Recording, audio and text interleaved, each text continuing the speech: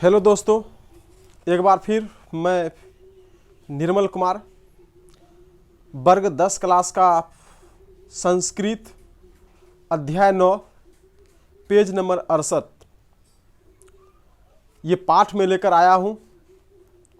अगर आपको यह वीडियो अच्छा लगे तो ज़रूर सब्सक्राइब करें। तो आज हम लोग जो पढ़ने के लिए जा रहे हैं उस अध्याय का नाम है स्वामी दयानंद सरस्वती। तो स्वामी दयानंद सरस्वती के बारे में हम लोग पढ़ने के लिए जा रहे हैं। आप ध्यान से सुनिए ताकि आप हर एक ऑब्जेक्टिव प्रश्नों को आप जवाब दे सकें और सब्जेक्टिव प्रश्नों का भी। तो आइए, स्वामी दयानंद सरस्वती जिनका जन्म 1824 ईस्वी में गुजरात में हुआ था। अब गुजरात के एक जगह है जिनका नाम है टंकारा। टंकारा प्रदेश कहते हैं उसको। तो उसी टंकारा प्रदेश जिस स्थान पर जन्म हुआ था वहाँ जो एक छोटा सा गांव कहा जाए मोरबी था। तो उनका जन्म गुजरात के टंकारा प्रदेश में जन्म हुआ था। उनका जन्म यानी कि दयानंद सरस्वती का जन्म उस परिवार में हुआ था जिस परिवार के लोग शिव के भक्त थे। शिव का पूजा उन परिवारों के लिए सब कुछ था। उन्हीं परिवार में दयानंद सरस्वती का जन्म हुआ था। इसलिए शिव से ही संबंधित उस घर में जो बालक जो जन्म लिया उसका नाम मूल शंकर रख दिया। यानी कि दयानंद सरस्वती जो थे उनका बचपन का नाम मूल शंकर था। अब मूल शंकर इनका बचपन का नाम था। तो इनका जन्म उस समय हुआ था जिस समय हमारा समाज अशिक्षित था। हमारे समाज में उस समय बाल विवाह प्रचलित था, सती प्रथा प्रचलित था, स्त्री शिक्षा पर प्रतिबंध लगा हुआ था, अंधविश्वास बहुत अत्यधिक मात्रा में प्रचलित था। ऐसी परिस्थिति में दयानंद सरस्वती जी का जन्म हुआ था।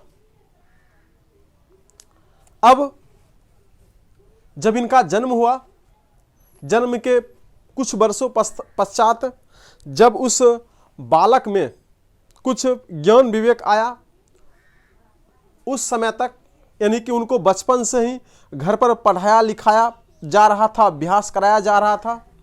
एक दिन ऐसा समय आया कि उनके घर पर एक महाशिवरात्रि का जागरण किया गया।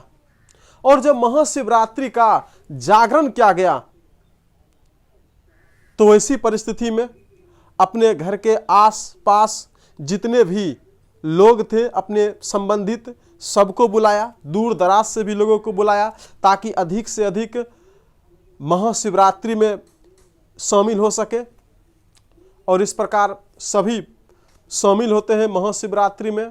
और जब महाशिवरात्रि में सभी लोग शामिल होते हैं तो उसके ही घर में एक शिवलिंग था और शिवलिंग पर प्रसाद चढ़ाते थे, जल ढारते थे, जो भी उसका क्रियाकर्म होता था सारा क्रियाकर्म करते थे और सभी पूजा पाठ करते थे। तो ये जो कार्य किया गया ये रात्रि में किया गया था, इसलिए इसको रात्रि जागरण भी कहा गया। यानी कि महाशिवरात्रि रात में ये जागरण जो है किया गया।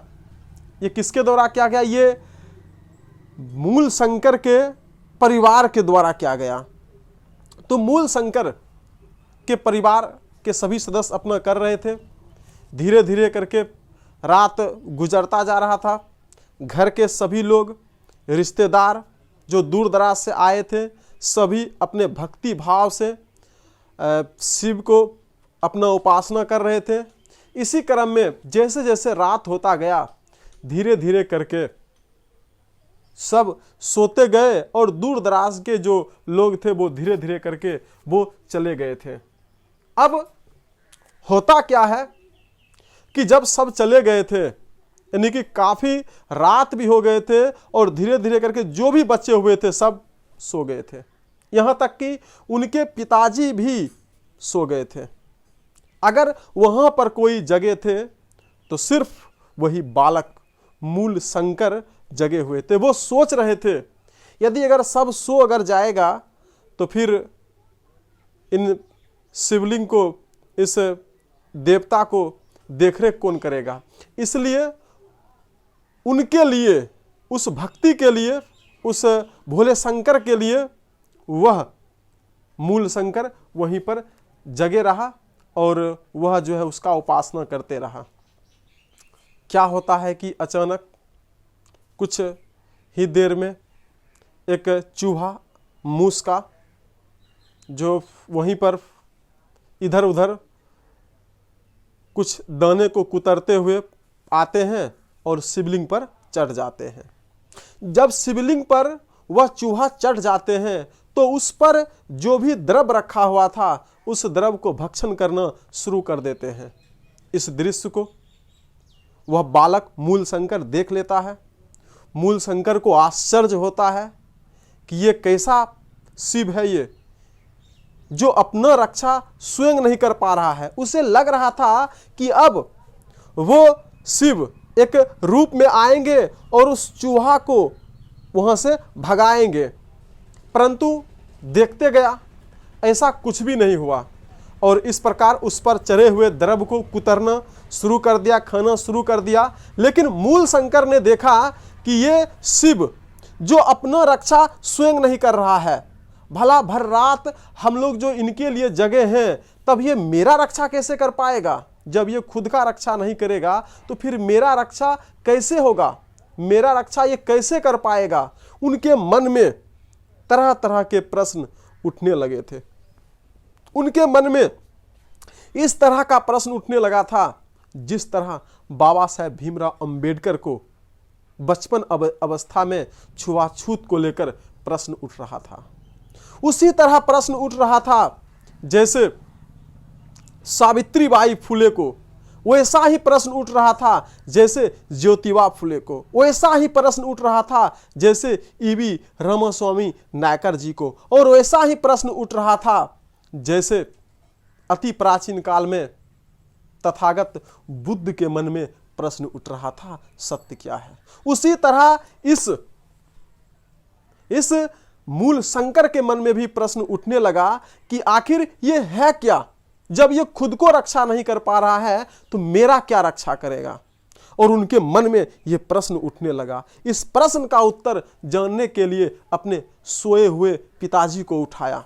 पिताजी के साथ इसी बात पर तर्क वितर्क हुआ कि उसके शरीर पर, उनके शिवलिंग पर जो चूहा चढ़ा और चढ़ने के बाद वहां पर जो द्रव जो रखा हुआ था उसको भक्षण करना शुरू किया, तो वह शिव क्यों नहीं अपना रक्षा कर पाया। जब वो रक्षा नहीं कर पा रहा है खुद को, तो मेरा क्या रक्षा करेगा, वो आपको क्या रक्षा करेगा। इस तरह का प्रश्न अपने पिताजी के साथ किया। पिताजी ने अपने अनुसार मूल शंकर को जवाब दिया, परंतु मूल शंकर संतुष्ट नहीं हुआ। उनके मन में एक प्रश्न बन गया कि आखिर सत्य क्या है, और इसी की खोज के लिए वो परेशान हो गया। और घर में बराबर मात्रा में इस चीज को लेकर हमेशा विवाद, डिस्कस, डिबेट होते रहते थे। परिवार के लोग समझ गया कि ये जो है अब ये मूर्ति का ये विरोध करेगा, ये मूर्ति का विरोध करेगा, इसलिए ये मूर्ति का विरोध नहीं करे, ये हम लोगों के तरह परिवार में ही रहे, शिवलिंग को पूजा करे। इसलिए उनको अपना जाल में फंसाने के लिए, उस जाल में फंसने के लिए उनको विवाह के बारे में सोचा। यही बात गौतम बुद्ध के बारे में भी सोचा कि यदि अगर गौतम को अगर विवाह कर देंगे तो ये पारिवारिक बंधन में फंस जाएगा और ये साधु नहीं बनेगा बल्कि ये सम्राट बनेगा। ठीक उसी प्रकार यहां भी दयानंद सरस्वती जब मूर्ति का जब विरोध करने लगा तो उनके परिवार के लोगों ने उन्हें विवाह के बारे में सोचने लगा। सोचा विवाह कर देंगे, पत्नी, बच्चे, परिवार, समाज के जाल में फंस जाएगा और ये इस तरह का जो है कदम नहीं उठाएगा, और इस प्रकार जो है ऐसा करने लगा।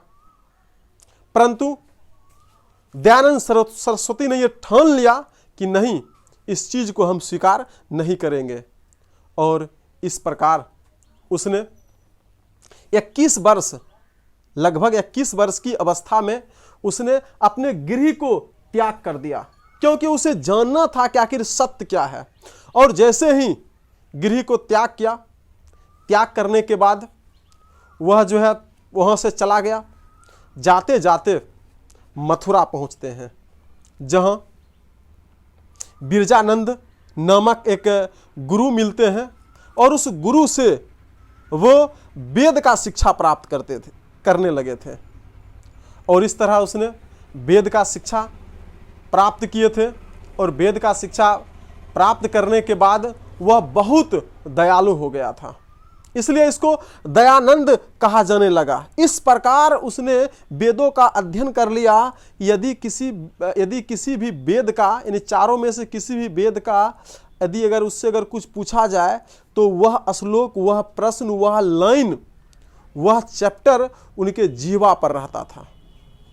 इसलिए इन्हें सरस्वती भी कहा जाने लगा, यानी कि स्वामी दयानंद सरस्वती।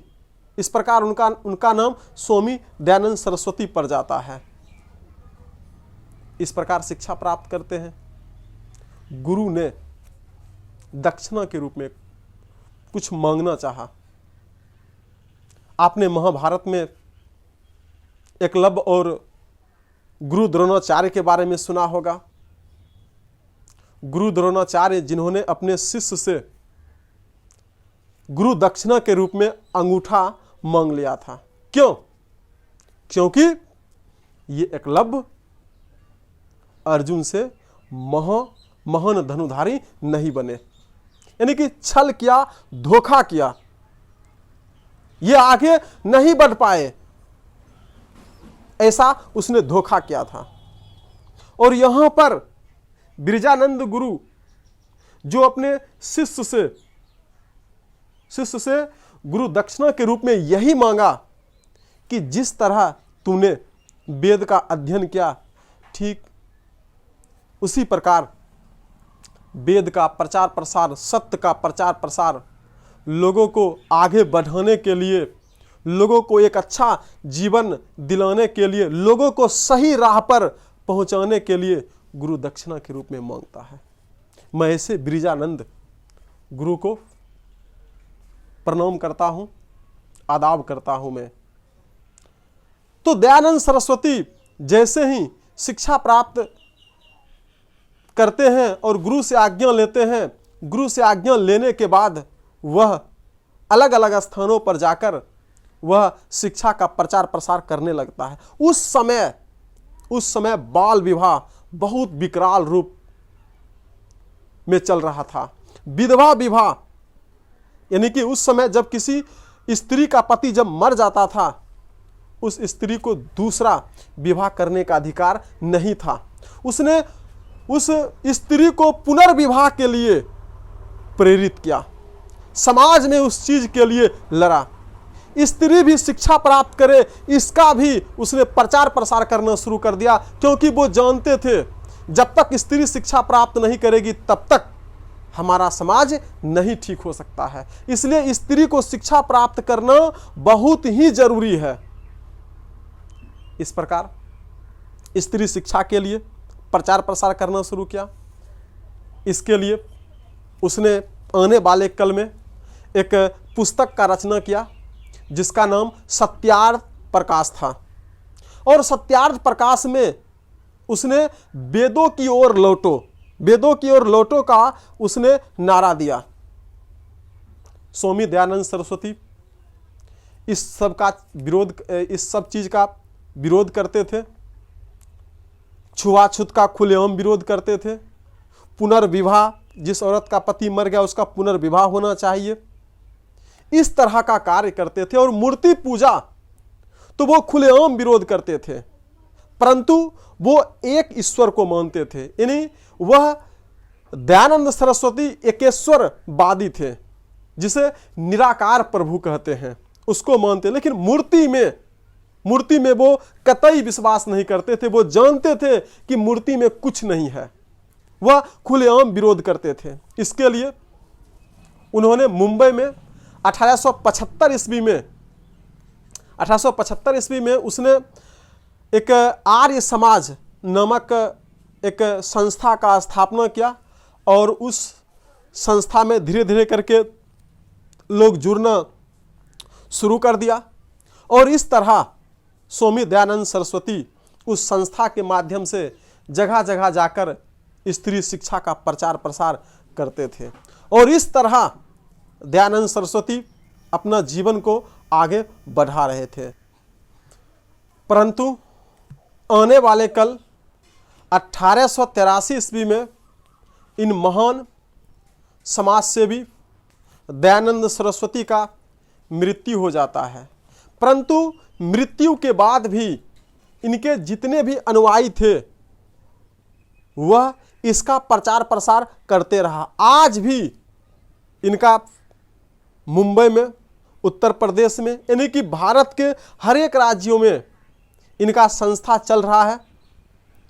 तो इनके मृत्यु के बाद इनके जो अनुयायी हुए थे, वे अनुयायी उस अनुयायियों के द्वारा हमारे देश में अलग अलग स्थानों पर DAV दयानंद एंग्लो विद्यालय का, दयानंद एंग्लो वैदिक यानी कि विद्यालय का जो है स्थापना करते हैं, जिसमें स्त्री शिक्षा का भी प्रचार प्रसार किया जाता है। वहाँ पर सभी जो है स्त्री हो या फिर पुरुष हो, सभी शिक्षा प्राप्त करने के लिए जाते हैं, क्योंकि वो स्त्री और पुरुष दोनों शिक्षा प्राप्त करें, इसमें वह पूरी तरह विश्वास रखते थे। वही काम ये करना शुरू कर दिया जो काम दयानंद सरस्वती ने बताया था। और इस प्रकार आप के पास अगर ऑब्जेक्टिव का अगर किताब है तो आप किताब देखें, या फिर अभी तक जितना भी परीक्षा हुआ है आप उस परीक्षा के प्रश्नों को आप देखें।